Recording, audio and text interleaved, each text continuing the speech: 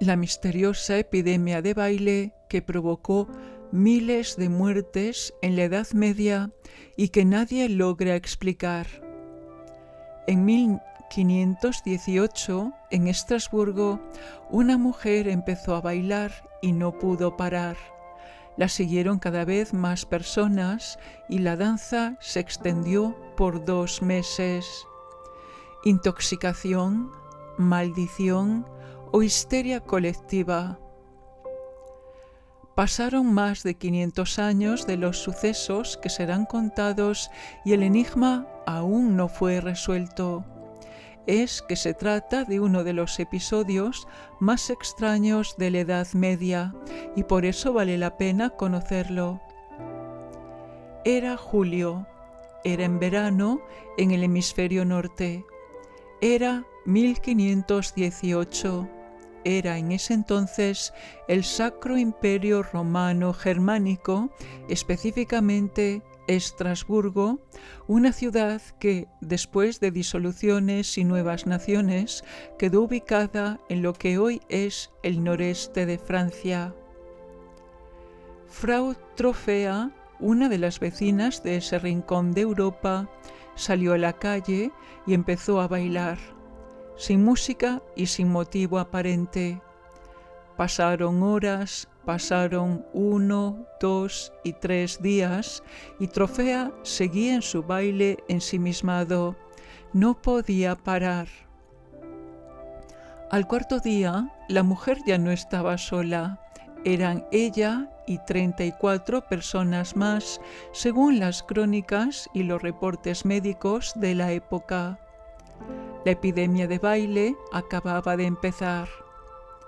El contagio fue tan exponencial como inexplicable.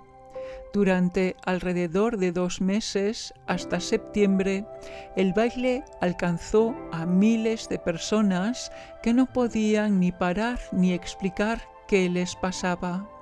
Se estima que, cuando habían pasado 1 mes desde que Frau Trofea había desplegado sus primeros pasos, ya había unas 400 personas en pleno baile, y que, para fines de la epidemia, que se detuvo tan misteriosamente como había empezado, unas 400 personas habían perdido la vida. Paracelso, alquimista y médico célebre durante la Edad Media, relató los acontecimientos en sus memorias. Según sus anotaciones, se produjeron infartos, derrames cerebrovasculares, ataques epilépticos y cuadros de agotamiento que llevaron a la muerte a decenas de los participantes, las víctimas de la epidemia. Pero, ¿por qué no paraban de bailar antes de morirse en plena danza? Nadie lo sabe. De aquella época quedaron distintos documentos históricos, los apuntes de los médicos locales y cercanos que fueron consultados, las notas publicadas por el municipio y también los sermones de los sacerdotes. Esa documentación da cuenta de que lo primero que ocurrió apenas empezó a observarse esta especie de contagio colectivo fue el descarte de posibles causas astrológicas para el fenómeno que los ciudadanos estaban viviendo.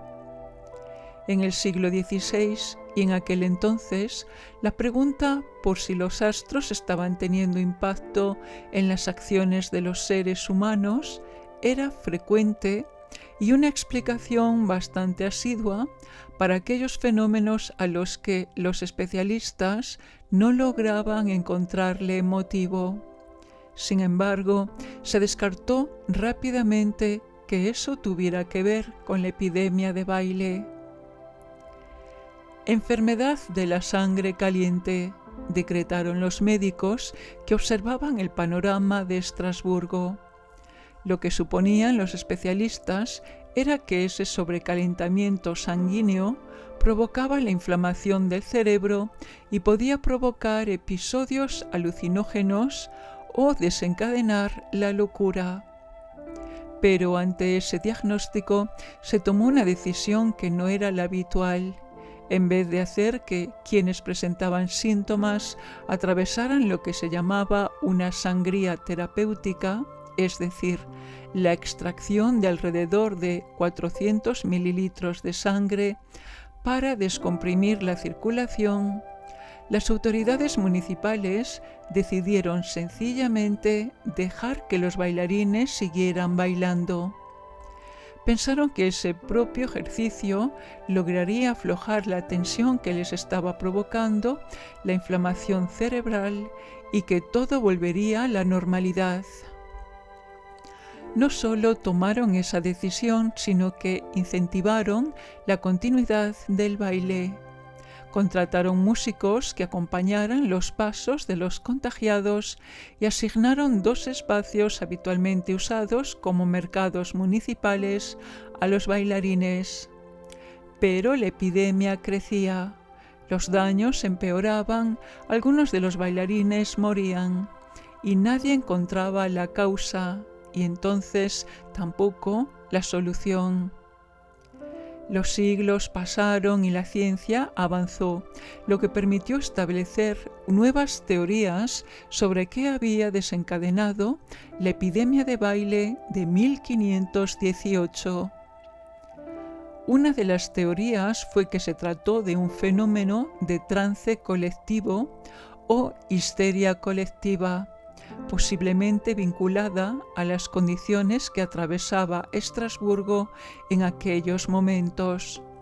En concreto, esa sumatoria de personas a las que se les rasgaban y ensangrentaban los pies con el correr de los días y que incluso morían al caer y padecer fracturas de costillas, podían estar bailando sin motivo aparente tras 3 años de grandes hambrunas y tras varias décadas de distintas epidemias. En ese sentido, la teoría de la histeria colectiva se vincula a las muy malas condiciones de existencia que atravesaba para ese entonces la población de Estrasburgo. En el 2008, casi 5 siglos después de aquella epidemia, el historiador británico John Waller publicó el libro Tiempo de bailar, tiempo de morir, la extraordinaria historia de la plaga de danza de 1518. Según su investigación, fue precisamente una temporada de hambruna extrema la que desencadenó fiebres altas en muchos integrantes de la población y esas fiebres altas derivaron en comportamientos impulsados por el delirio. Al impulso provocado por la fiebre, Waller suma la psicosis colectiva inducida por el estrés, producto del hambre y las enfermedades. Otras investigaciones aseguran que lo que desencadenó la epidemia fue la intoxicación de miles de habitantes de Estrasburgo con el hongo del cornezuelo, que crece en los granos de centeno y de cebada. El hongo contiene productos no solo tóxicos, sino también psicoactivos, cuya estructura es similar a la dietilamina del ácido lisérgico, LSD. Esa similitud permitiría explicar las alucinaciones que, según esta teoría, padecían quienes bailaban en las calles de Estrasburgo en el inolvidable verano de 1518. Se trataría en ese caso del mismo hongo que habría impactado en las alucinaciones colectivas que, casi 2 siglos después y del otro lado del Atlántico, desencadenaron los famosos juicios a las brujas de Salem, en el actual territorio de Estados Unidos.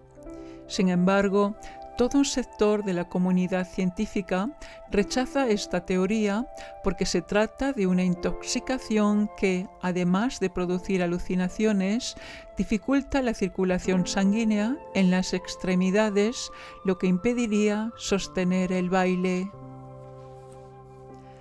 La epidemia danzante de 1518 no fue el único antecedente de este tipo de episodios en la Europa medieval. Se habían producido algunas de estas crisis colectivas en siglos anteriores y se producirían algunas más, pero la de Estrasburgo es una de las mejor documentadas y por eso trascendió más que otras. Como la documentación es escasa, no se sabe cuántas personas murieron en la suma de todos estos episodios, pero sí se sabe que se cuentan de a miles. A través de lo que los historiadores pudieron reconstruir sobre esos otros casos, también se sabe que son crisis que generalmente ocurrieron en tiempos de dificultades económicas graves o de catástrofes naturales como plagas, sequías o inundaciones. En algunas de esas ocasiones, además del baile desenfrenado, se produjeron desfiles de personas desnudas. Esta información es la que hizo que muchos investigadores se inclinaran por la idea de que se trató de manifestaciones de un gran estrés colectivo que a la vez provocó una epidemia psíquica. No descartan además que varios de los bailarines participantes se hayan sumado por miedo a las reacciones de quienes estuvieron atravesando esas crisis en caso de negarse a hacerlo. El baile sería, en principio, una forma compartida de descomprimir ese estrés, pero el sostenerlo incluso a pesar del propio deseo estaría vinculado a la llamada histeria colectiva. De las teorías principales que circularon para intentar explicar aquella epidemia, queda una sola por enumerar, y es la que le da participación a un actor todavía ausente, la religión. Fue el propio Paracelso, célebre por sus saberes medicinales en aquel entonces, quien bautizó danza de San Vito o baile de San Juan a los episodios de la también llamada coriomanía, que se repitió varias veces en la Edad Media. La identificación más habitual era efectivamente con San Vito, sobre todo porque, en general, los episodios se produjeron cerca de la fecha en la que se honra a ese santo, el 15 de junio. Y la identificación tiene que ver con que en un primer momento se pensó que esa especie de trance colectivo se trataba de una maldición enviada por ese santo, o en su defecto por San Juan Bautista. Este tipo de brotes se produjeron sobre todo entre los siglos XIV y XVII. La epidemia de 1518 no fue la excepción. Presentó los mismos síntomas y también se creyó que podía tratarse de una maldición. El propio Paracelso es quien explica en sus memorias que las víctimas de la epidemia, que pedían a gritos que los ayudaran a parar de bailar y que se retorcían de dolor, bailaban en procesión hasta algún templo en el que hubiera algún sector dedicado a uno de esos dos santos a los que se le rezaba para que pusieran fin a ese padecimiento. Los cristianos creían que la ira de San Vito podía provocar las plagas de baile y que entonces era a San Vito a quien había que rogarle para que terminara con el mal. Se trataba de una época en la que la religión tenía un poder enorme en la vida cotidiana y en la que la ciencia tenía un desarrollo muy precario si se la compara con la actualidad. Lo que la ciencia ha asegurado es que, convencidos de que eran víctimas de una maldición, muchos fieles transitaban un trastorno psicogénico masivo, es decir, se sentían enfermos al mismo tiempo. Esa sugestión pudo haber desencadenado estos episodios de la llamada histeria colectiva. El propio Paracelso da cuenta en sus escritos de las procesiones en busca de una cura. Su mal cesó descansando a la sombra del santo, escribió el autor en sus memorias. Se refería a la epidemia de 1518, esa que todavía no puede explicarse, pero que dejó su huella en la historia.